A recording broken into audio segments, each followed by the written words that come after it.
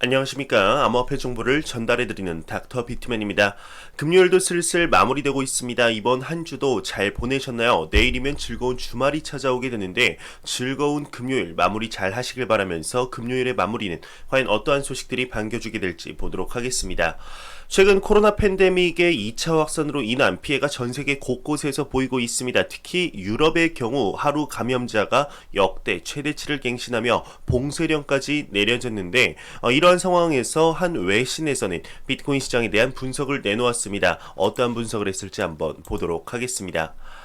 한 외신에서 비트코인 시장을 분석을 했는데 비트코인 급락과 대선 전 다우 폭락, 금융시장 리스크도 확연하다 이런 주제로 언급을 한 것이죠.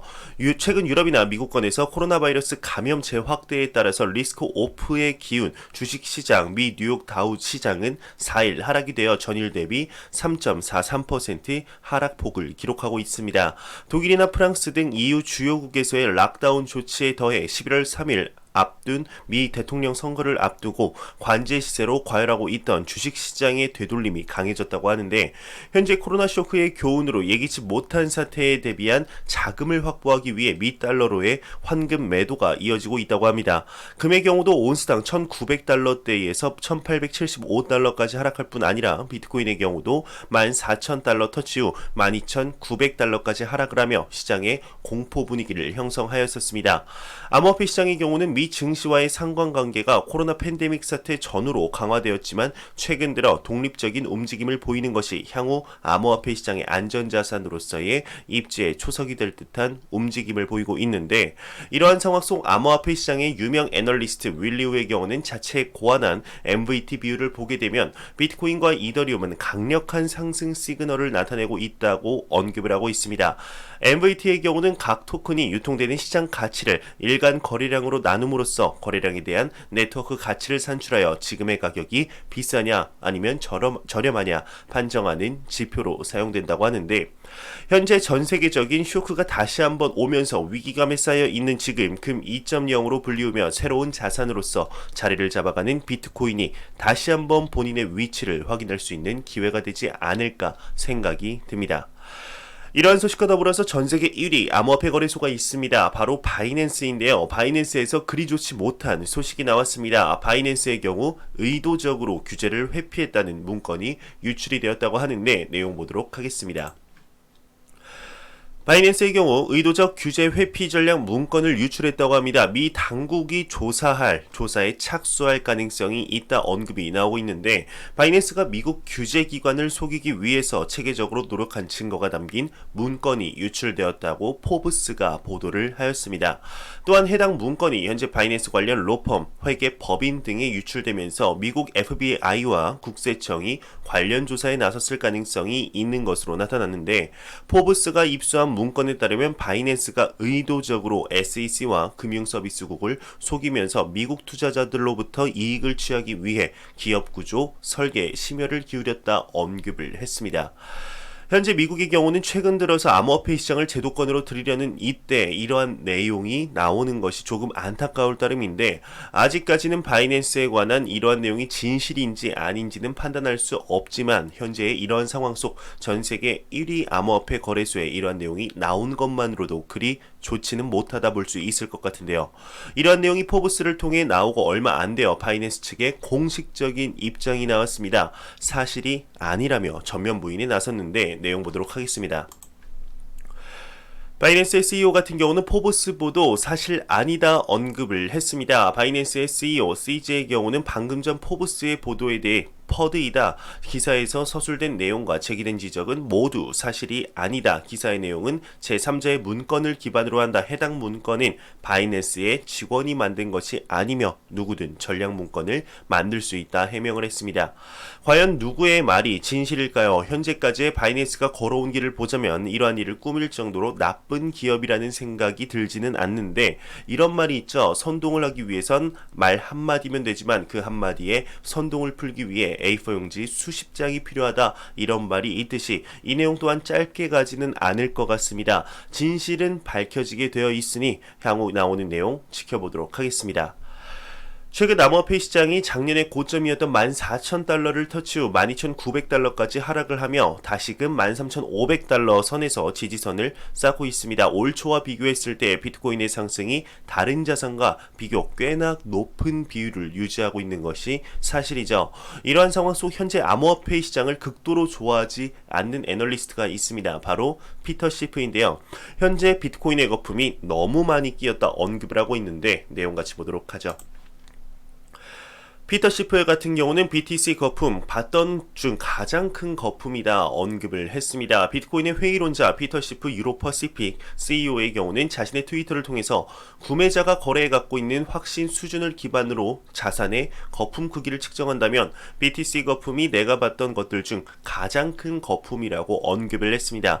이와 관련해 그는 닷컴 버블이나 부동산 버블 당시 투자자들과 비교해봐도 비트코인의 호들러 그러니까 이제 홀딩족들 존버족들을 이야기하는 거죠. 그들이 옳다는 생각에 확신을 갖고 있다 덧붙였습니다. 비트코인의 부정적인 사람들의 경우는 무슨 말을 해도 듣지를 않습니다. 전설적인 월가의 기업 JP 모건 또한 비트코인을 인정하고 전 세계가 암호화폐 시장에 대한 인식을 다시 한번 되돌아보는 이 시점 이러한 언급을 할 수 있다는 것이 참 대단한 것 같은데 이러한 인물들의 경우는 비트코인이 100달러 때도 버블이다 1000달러 때도 버블이다 3000달러 때도 과대평가가 되었다 한결같이 외쳤죠. 3만 달러, 5만 달러, 10만 달러까지 상승을 해도 지금의 기조 절대로 바꾸지 않기를 바라보겠습니다. 얼마 전 디파이 시장에 안타까운 일이 있었습니다. 바로 디파이 플랫폼인 하베스트 파이낸스가 해킹을 당하며 상당 부분의 손실을 본 것인데 이 기업에서 해커에 대한 현상금을 걸었었죠. 그 금액이 30만 달러 상당이었는데 그래도 잡기가 힘든 것 같습니다. 이번에 현상금을 대폭 상향시켰는데요. 보도록 하겠습니다. 하베스트 파이낸스 같은 경우는 해커 현상금을 100만 달러로 상향 조정을 했습니다. 코인데스크에 따르면 최근 플래시론 공격으로 자금을 도난당한 디파이 프로젝트 하베스트 파이낸스가 해커 단서에 대한 보상금을 100만 달러로 상향 조정을 했다고 하는데 해커 잡기가 쉽지 않은 것 같습니다. 최근 디파이에 대한 관심도가 큰 폭으로 줄어들면서 덱스의 거래량 또한 들었다는 이런 내용들이 나오고 있는데 과연 디파이 시장의 앞날이 어떠한 방향으로 흘러 들어가게 될까요? 앞서 안타까운 소식들만 전해드렸었는데 이제 긍정적인 소식도 또한 나왔습니다. 현재 계속해서 기관들의 암호화폐 시장에 대한 문의가 쏟아지고 있다는 말씀을 드렸었죠. 암호화폐 자산 운용사 비트와이즈 또한 같은 것 같습니다. 운용자산이 1억 달러를 돌파했다고 하는데 내용 보도록 하겠습니다. 암호화폐 자산 운용사 비트와이즈 같은 경우는 운용 자산이 1억 달러를 돌파했다고 합니다. 기관의 수요가 증가를 했다는 내용인데 미국의 암호화폐 자산 운용사 비트와이즈는 28일 운용 자산이 처음으로 1억 달러를 넘어섰다고 합니다.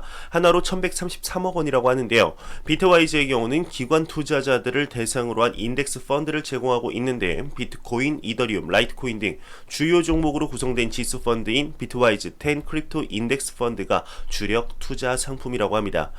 최근 그레이스케일이 GBTC에 관한 소식만 나오다가 다른 펀드의 상황까지 보니 확실히 기관 투자자들의 문의가 쏟아지고 있다는 것을 다시 한번 느끼게 되는데요. 이러한 기관 투자자들의 자금 유입은 이제 시작이겠죠. 앞으로 기관들의 자금의 유입이 되어 이제 성장해 나갈 암호화폐 시장을 기대해 보도록 하겠습니다.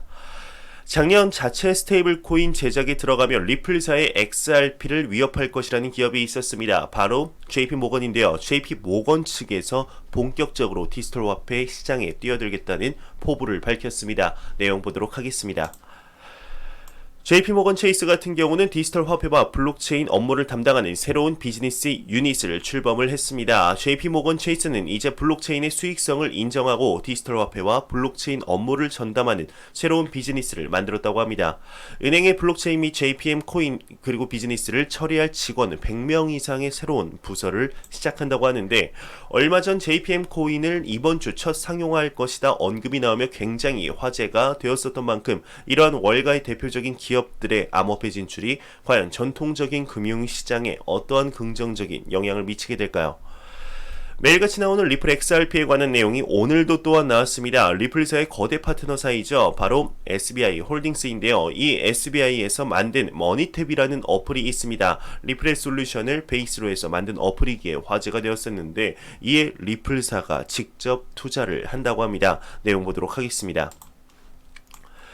리플 XRP SBI 그룹 산하의 머니탭의 출자를 돕는다 언급이 나왔습니다. 리플사가 일본 머니탭 주식회사 출자에 참여를 한다고 하는데요. 머니탭의 경우는 리플사가 보유하는 기술을 사용하여 차세대 결제 기반의 개발로 결제의 24시간 실시간화를 추진해 왔었습니다. 이번 출자를 통해 소액 수금 서비스나 법인 지불 기능, 지역 통합 페이, 해외 송금 서비스, 인바운드, 아웃바운드 결제 서비스, 서플라이 체인, 파이낸스 기능 등의 개발을 가속화한다고 하는데요.